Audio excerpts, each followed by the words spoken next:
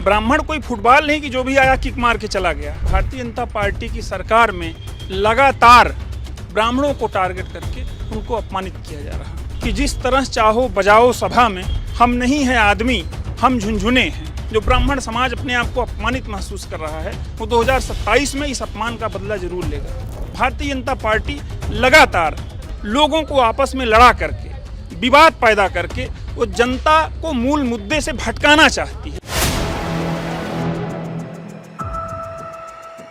4 PM news network में आप सभी का स्वागत है। मैं हूं क्षितिज कांत।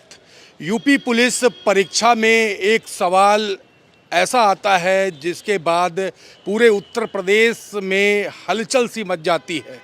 उस परीक्षा में एक प्रश्न जो पूछा गया, उसके 4 उत्तर दिए गए थे। उन उत्तरों में से एक जो ऑप्शन था उसमें पंडित लिखा हुआ था। सवाल उठने लगे कि आखिरकार पंडित को टारगेट क्यों किया जा रहा है। उसके बाद समाजवादी पार्टी के एक नेता हैं, उन्होंने पोस्टर लगवाया। पोस्टर में लिखा, मैं हूं अवसरवादी, क्योंकि अवसरवादी भी एक ऑप्शन दिया हुआ था। हमारे साथ में हम बात करेंगे। सर, नाम क्या हुआ आपका? सिद्धार्थ मिश्रा। सिद्धार्थ जी, पोस्टर लगवाया, बड़ी चर्चा है पूरे यूपी में, मैं हूं अवसरवादी, ऐसा क्यों? दरोगा भर्ती परीक्षा में जो प्रश्न पूछा गया, उसके ऑप्शन में जो पहला ऑप्शन था वो पंडित शब्द था जी।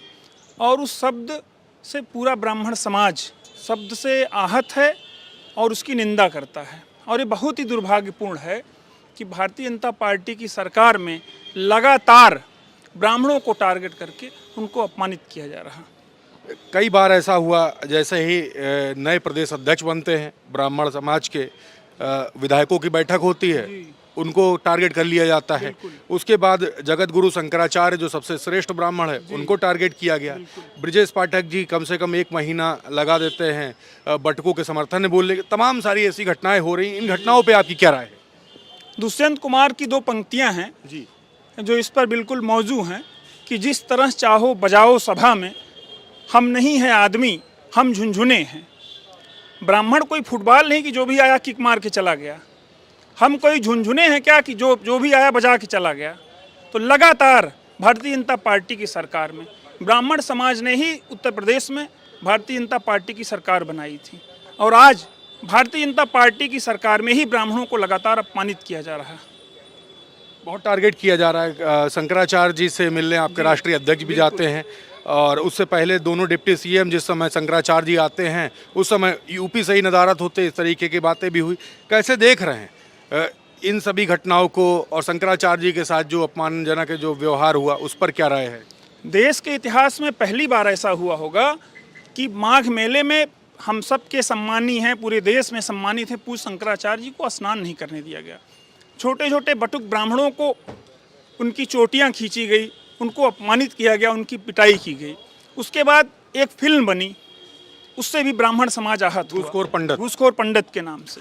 और उसके बाद लगातार आज भी देखिए एक नया मामला आया है, जिसमें उत्तर प्रदेश के जो प्राथमिक विद्यालय हैं, सरकारी स्कूल, उसमें कक्षा 7 के प्रश्न पत्र, संस्कृत का प्रश्न पत्र है, उसमें भी एक विवादित ब्राह्मणों पर टिप्पणी की गई है। तो ये बहुत ही दुर्भाग्यपूर्ण है कि भारतीय जनता पार्टी की सरकार में लगातार ब्राह्मणों को अपमानित किया जा रहा है, और पूरा ब्राह्मण समाज इससे आक्रोशित है।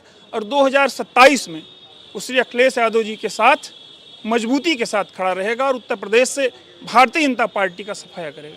अच्छा, ये जो प्रश्न पत्र आया यूपी पुलिस का, इसमें जो पंडित शब्द का प्रयोग किया गया, काफ़ी उसको लेकर के बड़ा टारगेट किया गया। सूबे के मुख्यमंत्री योगी आदित्यनाथ की एक तस्वीर वायरल है, जिसमें वो कहते हैं कि आगे आने वाली परीक्षा में किसी जाति समुदाय को टारगेट नहीं किया जाएगा। लेकिन इन्हीं के कार्यकाल में ये घटना हुई है।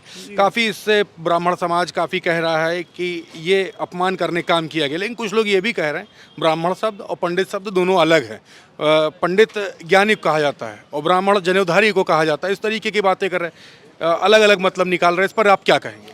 भारतीय जनता पार्टी जब से सत्ता में आई है, उसने समाज के ताने बाने को कमज़ोर किया है। वो तमाम धर्मों को आपस में लड़ा करके, विभिन्न जातियों को आपस में लड़ा करके सिर्फ सत्ता की कुर्सी पर बने रहना चाहते हैं। समाज से भाईचारा कम हुआ है। लोगों को आपस में लड़ा करके भारतीय जनता पार्टी सत्ता में बने रहना चाहती है, जो बहुत ही दुर्भाग्यपूर्ण है। क्योंकि लोगों ने एक भरोसे के साथ उनको चुना था, लेकिन वो हर मुद्दे पर फेल है भारतीय जनता पार्टी। ब्राह्मण क्या करने वाला है अब? ब्राह्मण 2027 में अपने अपमान का बदला लेगा और 2027 में जब वोट का अवसर मिलेगा, क्योंकि लोकतंत्र में वोट का जो मौका होता है, वोट का अवसर, वो सबसे बड़ा अवसर होता है।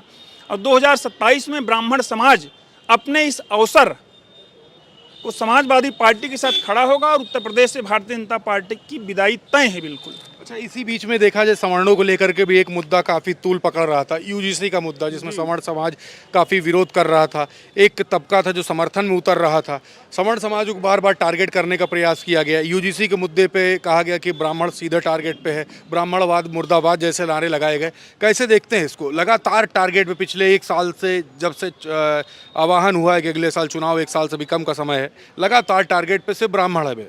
ऐसा क्यों? ब्राह्मण को क्यों टारगेट किया जाए? गोपाल दास नीरज जी की दो पंक्तियां हैं कि है बहुत अंधियार अब सूरज निकलना चाहिए, है बहुत अंधियार अब सूरज निकलना चाहिए, जिस तरह से भी हो ये मौसम बदलना चाहिए। क्योंकि भारतीय जनता पार्टी लगातार लोगों को आपस में लड़ा करके, विवाद पैदा करके वो जनता को मूल मुद्दे से भटकाना चाहती है। वो विकास के मुद्दे पर नहीं बात करना चाहते, वो नौजवानों पर नहीं बात करना चाहते। आप देखिए जितने भी परीक्षाएं होती सबके प्रश्न पत्र लीक हो जाते हैं। तो मूल मुद्दों से भटका करके सरकार में बने रहना चाहती है। और लगातार जो ब्राह्मण समाज अपने आप को अपमानित महसूस कर रहा है, वो 2027 में इस अपमान का बदला जरूर लेगा। बिल्कुल।